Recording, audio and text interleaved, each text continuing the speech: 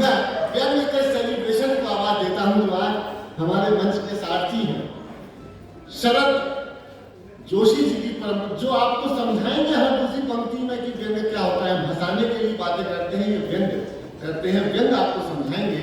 धूल जैसे कदम से मिलती है जिंदगी, रोज हमसे मिलती है। ये बताया गहन अंधेरों में रोशनी अपने दम से मिलती है। और आज दुनिया में ऐसे कितने हैं जिनको शोहरत कलम से मिलती है। जोरदार तालियों के साथ एक बार आमंत्रित कीजिए आदरणीय तेज नारायण जी।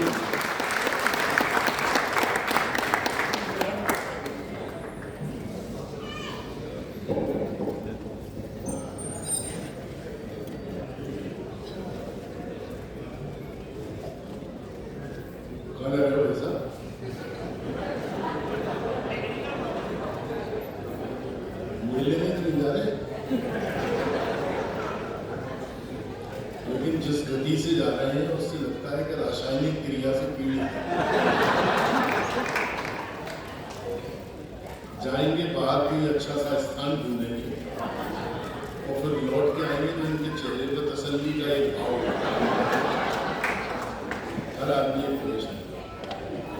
बहुत बढ़िया काव्य पाठ किया पद्मिनी जी ने, उनके गीतों का आनंद आपने लिया। जो वैलिड लोग हैं उन्होंने बहुत ढंग से सुना और उन्होंने भी सुना जिनकी वैलिडिटी खत्म हो गई, बल्कि उन्होंने ज्यादा तरीके से सुना। मुझे तो उदय प्रताप जी की पंक्तियां याद आती हैं कि शिकस्ता कश्ती को पार लेकर पुराना इल्म हुनर गया है, नए खिवैये ये ना समझे कि नदी का पानी उतर गया है। दिल की जो चीज है वो हर जगह धड़कती है। मैं उन्हें बधाई देता हूँ अच्छे काव्य पाठ के लिए। अब मैं क्रम में हूँ, हम दो लोग शेष हैं, एक मैं हूँ और एक हमारे रजनीकांत जी बची हैं, ब्लैक डायमंड जिनको। उसके बाद हम अपने प्रायोजकों का सम्मान करेंगे जिन्होंने क्या सवेरे शाम। अच्छा दोबारा सवेरे ना शाम तो पहली बार कहाँ गए थे?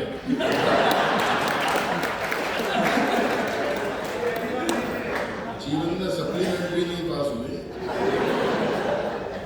मैं बहुत बहुत बधाई देता हूँ अच्छे कार्यक्रम के लिए। अभी तक सारे कार्यक्रम पाठ किया। मैं भी चूंकि क्रम में हूँ, जैसा कि बताया गया, मैं व्यंग्यकार हूँ, व्यंग्य की भाषा में बात करूँगा।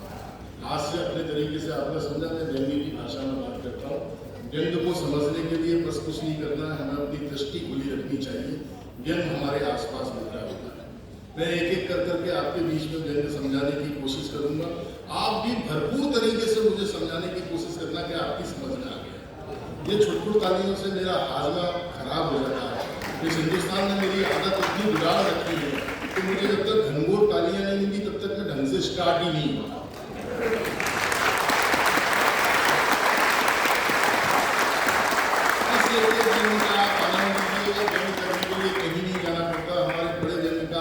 स्वर्गीय शरद जोशी जी ने कभी कहा था कि हमारी सरकार विकास के लिए ठोस ही कदम उठाती है, मगर कदम इतने ठोस होते हैं कि उठते ही नहीं। ये मैंने नहीं कहा, ये शरद जी ने कहा। शरद जी ने कहा, मैंने ये नहीं कहा। मैं जो बताने जा रहा हूँ आपको, अब आप में यात्रा आपसे प्रारंभ करना चाहता हूँ। आनंद से सुनिएगा। आपने बहुत अच्छे स्वर को अभी सुना था। मुझे सुनने में तो ऐसा लगेगा कि जैसे लता के बाद, लता मंगेशकर के बाद आप बाबूलाल मरांडी का भाषण सुनिए,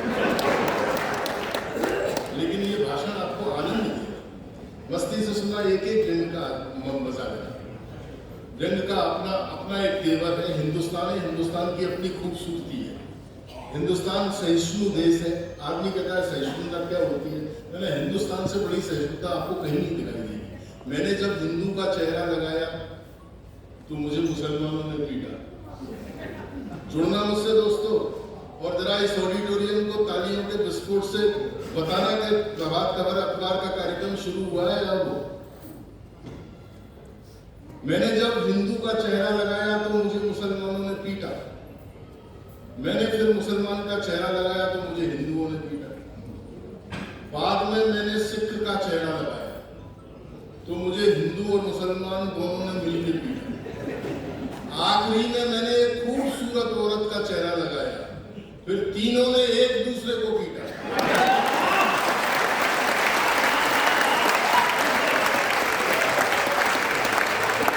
मैंने कहा मेरा हाथ में सही कर दो। समझे आप लोग बैंक की भाषा?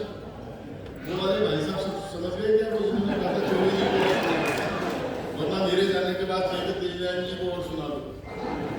सब जरा खुलना, जब ऊपर वाले जो अटरिया पर रोटन कबूतर बैठे, आपको थोड़ा सा जरा जागृत हो जाता है, ऐसा न लगे कि केवल बैठने का है। सबकी समझ में आ गया बैंक क्या होता है? जिनकी समझ में नहीं आया मैं उन्हें फिर समझाता हूँ। मैंने कहा दृष्टि खुली रखिएगा नीरज जी। दिन हमारे आसपास बिखरा हुआ, मुझे तो याद है शॉपिंग मॉल में से पति पत्नी दोनों बाहर निकल रहे थे। अचानक पत्नी को देख करके एक व्यक्ति बोला, हे मल्लिकाए हुस्न, अंधे भिखारी को 5 रुपए दे दिए।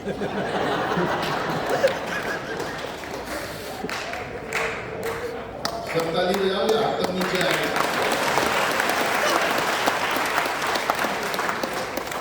हे मल्लिकाए हुस्न, हे मल्लिकाए हुस्न, अंधे भिखारी को 5 रुपए दे दे। महिला ने जिंदगी में पहली बार हुस्न की तारीफ सुनी, तुरंत पर्स खोला और जैसे ही 5 का नोट निकालने को हुई, तत्काल उसके पति ने उसे डांटा। बोले इसे 5 नहीं पूरे 100 रुपए दे। ये वाकई अंधा है।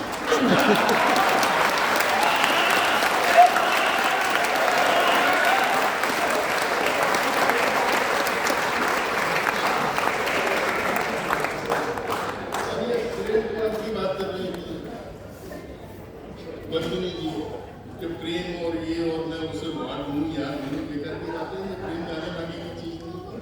मुनव्वर राणा साहब बहुत पहले गए कह, दिलों पर राज किसका है, हुकूमत कौन करता है, इबादत कहाँ किसकी है, इबादत कौन करता है।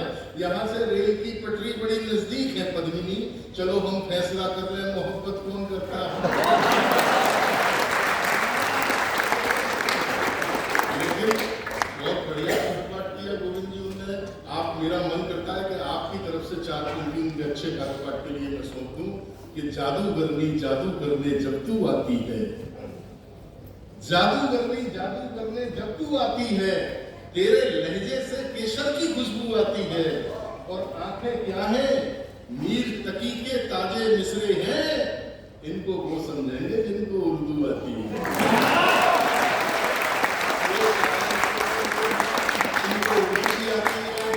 आती है, बहुत मोहब्बत की आपने पद्मिनी को, मेरे कहने से भी एक बार तालियां बजा दो उससे। आपकी समझ में आया होगा व्यंग क्या होता है, नहीं आया हो मैं आपको फिर समझाता हूँ। यहाँ महिलाएं बैठी हुई है, जहाँ मेरी दृष्टि गई है उस दृष्टि पर आपकी मोहब्बत चाहता हूँ।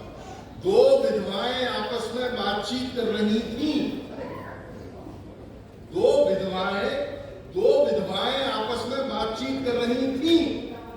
एक विधवा ने दूसरी विधवा से कहा, मुझे तो इन सुहागिनों को देखकर तरस आता है, मुझे तो इन सुहागिनों को देखकर तरस आता है। इन सुहागिनों से अच्छी तो हम विधवाएं हैं, कम से कम हमें पता तो है कि हमारे पति कहाँ है।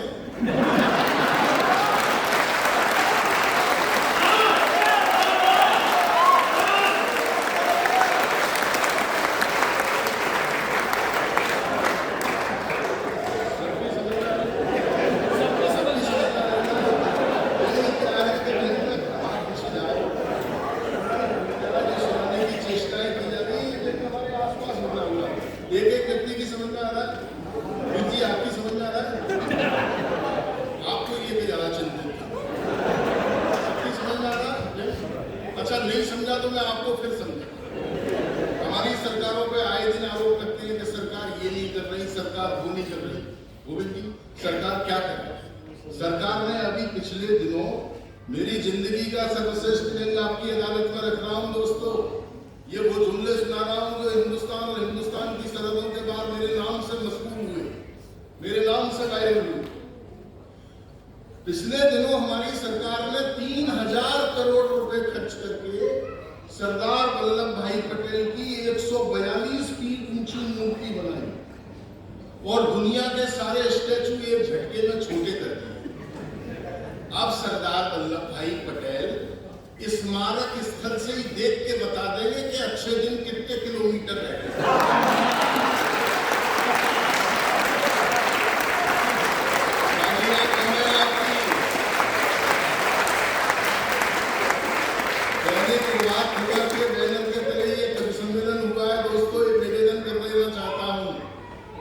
इस कवि सम्मेलन के मंच पर बड़े आरोप लगते हैं कि मंच बड़े घटिया स्तर तक उतर आए हैं। माफ करना, ये जिम्मेदारी सिर्फ कवियों की नहीं है, ये श्रोताओं की भी जिम्मेदारी है कि जब मंच अच्छी बात करे तो उसको प्रतिक्रिया, उसको सराहने का काम आपकी जिम्मेदारी है। आप अच्छी बातों को सराहेंगे, मंच अच्छी बातें करने लगेगा। आप निचले स्तर की बातों को सराहना शुरू कर देंगे तो वो नीचे के स्तर की बातों को कहना शुरू कर देगा। ये आकाशगंगा से 145 चैनल हमारे घरों में जो ज्ञान गंगा बहा रहे हैं ना, इस प्रदूषित संस्कृति से बचने का केवल और केवल एकमात्र मंच बचा है, वो है हिंदी कविता।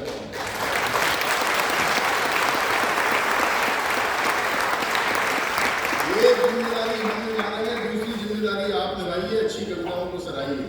ये अखबार ने अपनी जिम्मेदारी निभाई कि आपको एक अच्छा साहित्यिक आयोजन दिया, लेकिन उस साहित्यिक आयोजन की अनुगूंज और उसकी महक पूरे देश में फैलाने का काम आप सुधी श्रोताओं को करना है, जो अच्छी कविता के पारखी बनना है।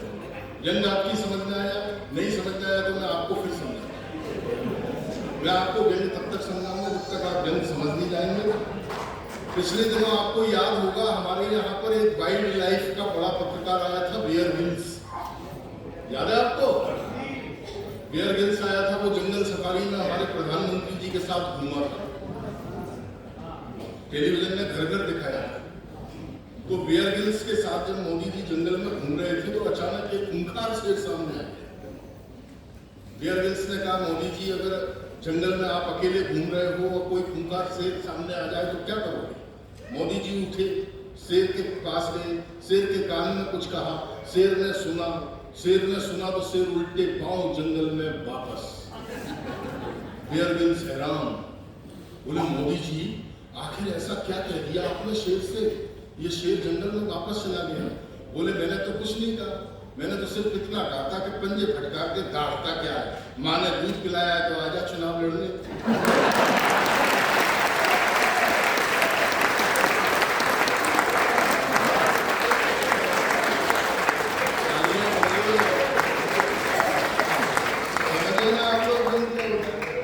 नहीं समझे तो मैं आपको फिर समझाता हूँ।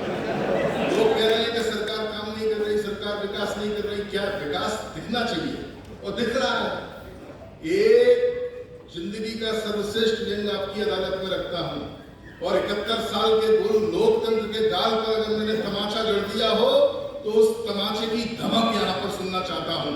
मैं समझता हूँ कि टाटा नगर इस व्यंग को जरूर समझेगा और अगर आपने नहीं समझा, ये विश्व में कहीं नहीं समझा जाएगा। और समझ जाओ तो इस पूरे सभासद को तालियों से गुंजायमान कर देना जहां मेरी दृष्टि गई और जहां मैंने इशारा किया है। मैं रात्रि को 3 बजे कवि सम्मेलन से लौटने के बाद मैं घर पहुंचा, श्रीमती जी से कहा मुझे खाना परोस दो। वो बोली अपने हाथ से परोस लो, मैं तुम्हारी बीवी हूँ, कोई सुप्रीम कोर्ट नहीं जो रात को 3 बजे।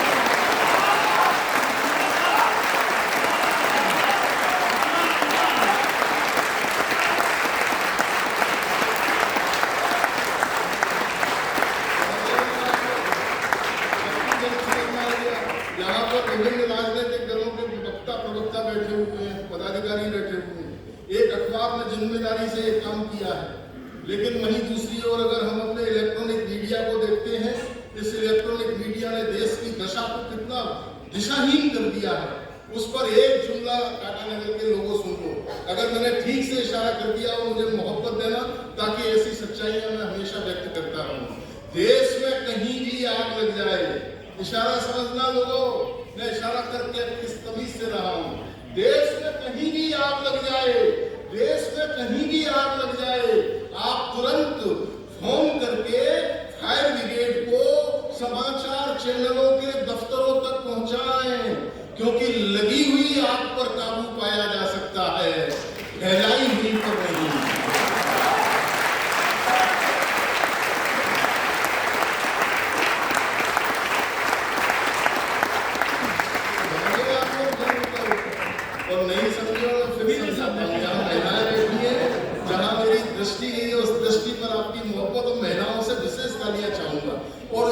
इस पूरे के पूरे वाक्य से जो पुरुष पीड़ित है उस पीड़ा पर भी पुरुषों की तालियां चाहूंगा।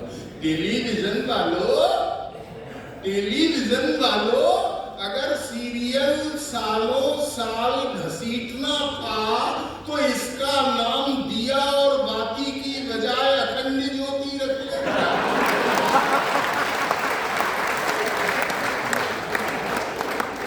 व्यंग हमारे आसपास बिखरा हुआ है, हमें अपनी दृष्टि खुली रखनी चाहिए। और इस देश में इससे बड़ा व्यंग क्या हो?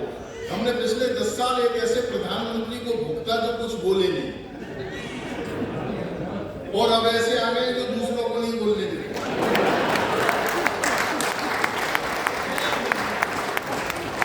हमारे पूर्व प्रधानमंत्री जी के बारे में लोगों ने बीती ने क्या क्या कहा, मैंने उनसे नहीं कहा। मैं उनकी बहुत इज्जत करता हूँ, और इज्जत इसलिए करता हूं कि हमारे पूर्व प्रधानमंत्री माननीय मनमोहन सिंह जी देश के एकमात्र ऐसे कामयाब प्रधानमंत्री थे जिन्होंने 10 साल बिना कामयाबी के निकाल दिए। वे जब भी लाल किले से भारत को संबोधित करते थे तो केवल वो ही समझते थे कि वो भारत को संबोधित कर रहे हैं, और भारत समझता था कि पार्टी की तरफ से माफी मांग रहे हैं। और दोस्तों, इससे बड़ा व्यंग क्या होगा? झारखंड की धरती पर खड़ा हुआ हूं। तेज नारायण शर्मा को अगर जाना जाए तो केवल एक लाइन के व्यंग से जाना जाए। आज के अखबार के लिए एक प्रमुख पंक्ति देता हूं, इशारा अगर आपकी समझ में आ जाए तो मोहब्बत देना शमशेरपुर के लोगों कि सूर्योदय लाने का वादा वे लोग कर रहे हैं। व्यंजना के बड़े हस्ताक्षर हमारे सबके अभिभावक टाटा नगर में मुझे पहली बार लाने वाले आदरणीय गोविंद जी बैठे हुए हैं। अपनी जिंदगी का सर्वश्रेष्ठ व्यंग उनके कदमों में हाजिर करता हूं। सूर्योदय लाने का वादा वे लोग कर रहे हैं जिनके खुद के चुनाव चिन्ह लालटेन है।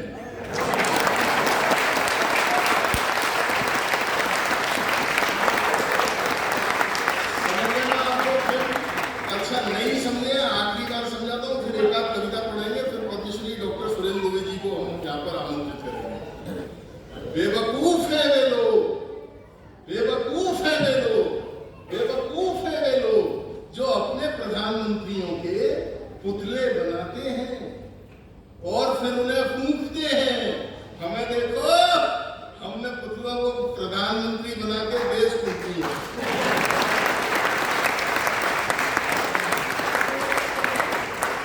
लेकिन दोस्तों, एक निवेदन कर देना चाहता हूं, इतनी सारी विद्रुपताओं और विसंगतियों के बावजूद एक जिम्मेदारी से बात कहना चाहता हूं, एक बड़े अखबार के बैनर तले, कि ये देश कल भी जिंदाबाद था, ये देश आज भी जिंदाबाद है, और ये देश कल भी जिंदाबाद रहना है। इस देश का कुछ नहीं बिगड़ना दोस्तों। इस देश का अगर कुछ बिगड़ा है तो केवल ये बिगड़ा है कि मैं खुद बिगड़ा। जिस दिन मैंने खुद में सुधार करना शुरू कर दिया तो ये देश सुधरने की प्रक्रिया अपने आप शुरू हो जाएगी, क्योंकि 1/135 करोड़ हिंदुस्तान में खुद है। इंग्लैंड अपने वैभव से सबको पछाड़ रहा है, अमेरिका अंतरिक्ष में झंडे गाड़ रहा है, जापान 11वीं विंडो के नजदीक खड़ा है, ऑटोमोबाइल्स में जर्मनी का जादू तगड़ा है, इधर चीन ने पूरी दुनिया में अपना प्रोडक्ट उतारा। एक हम भारतीय हैं जो मुंह में गुटखा दबाकर अभी तक यही पूछ रहे हैं कि कटप्पा ने बाहुबली को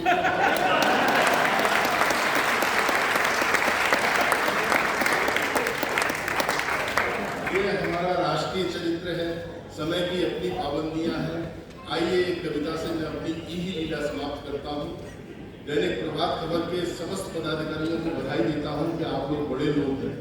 आप यहाँ पर परिसम्मेलन की बजाय कुछ भी करा सकते थे, लेकिन आपने भाषा के मंच पर संस्कृति और भाषा के आदान प्रदान के लिए अपने पाठकों को ये संगम दिया। 5 हिंदी के कवि बुला करके ये संगत बहुत अच्छी है, आपको करना चाहिए। इस संगत के बड़े असर हैं कि हमारी आने वाली पीढ़ियों में भाषा और संस्कृति के सार जाते हैं। मैं आपको एक पौराणिक संदर्भ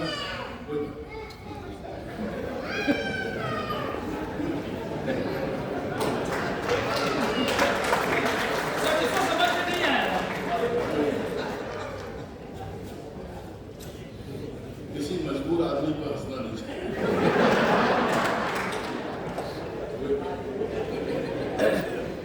अब पता चला जर्मनियों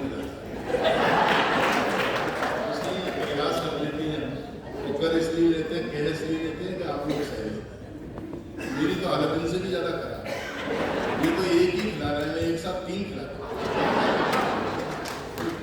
आप क्या समझ रहे हैं मेरी ये बात कैसे जुड़ गई? मेरी पैकिंग खराब है, मैं प्रोडक्ट शानदार हूं। ये संगत करते रहना चाहिए। संगत का असर ये है गोविंद जी, एक पौराणिक संदर्भ आपको याद दिलाता हूं। हमारे धर्मराज पौराणिक संदर्भों में लिखा है कि हमारे धर्मराज युधिष्ठिर जब स्वर्ग गए थे तो संगत का ये असर था कि उनके साथ उनका कुत्ता तक स्वर्ग गया था। ये कहानी आप सबको पता है, सब लोगों को पता है। इस कहानी को याद रखिए और 2 मिनट का ये मेरे जीवन का सर्वश्रेष्ठ व्यंग आपकी अदालत में रखता हूं। समय कम है, फिर कभी मौका आया तो आगे सुनाएंगे। फिर हम आदरणीय सुरेंद्र दुबे जी को सुनाएंगे। खंडन करते करते हमारा भेजा ही खप गया। याद रखना, युधिष्ठिर के साथ कुत्ता स्वर्ग गया था, बस इस कथा को याद। खंडन करते करते हमारा भेजा ही खप गया। गलती से एक अखबार में हमारे स्वर्गवासी हो जाने का समाचार छप गया। लोग फेसबुक, ट्विटर, व्हाट्सएप पर हमें श्रद्धांजलि दिए जा रहे थे और हम घर बैठे विधवा पेंशन की तरह लिए जा रहे हैं।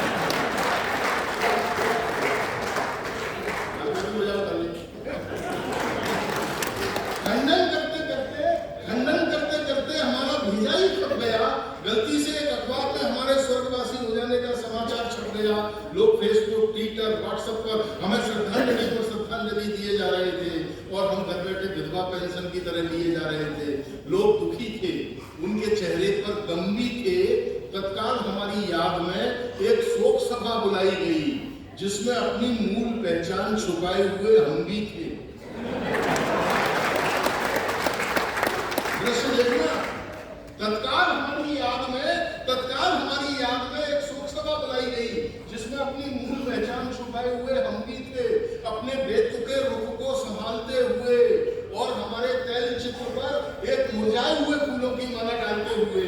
एक क्षेत्रीय नेताजी बोले, शर्मा जी महान थे, इलाके की पहचान थे, साहित्य तो उन्होंने इतना रचा है कि इन बाकी बचे हुए कवियों के लिए कुछ नहीं बचा है।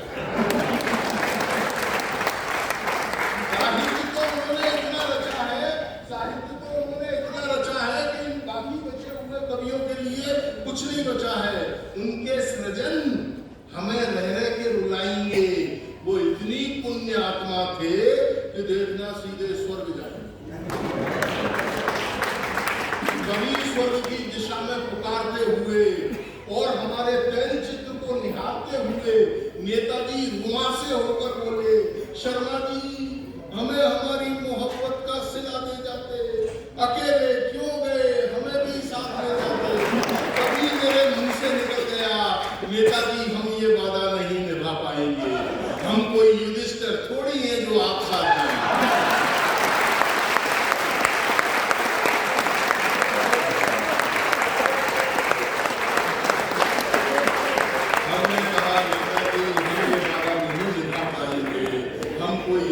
थोड़ी है जो आप साथ जाएंगे। कविता खत्म हो गई, आप तालियां कब बजाएंगे? बहुत धन्यवाद आप सभी का। अभी तक आपने बहुत सबको अच्छी तरह से सुना। मैंने प्रभात खबर में मुझे जो जिम्मेदारी मेरे भाई मनजीत सिंह जी के माध्यम से आप सब लोगों ने सौंपी थी, मैंने पूरी कोशिश की। समय की अपनी पाबंदियां थी, यहाँ तक इस सफर को हमने तय किया है। आइए इस पूरे सफर पर शिखर कलश रखने के लिए मैं जिस रचनाकार को बुलाना चाहता हूँ वो किसी अतिरिक्त परिचय के मोहताज नहीं है। भारत सरकार ने जिनके रचना धर्मिता को लेकर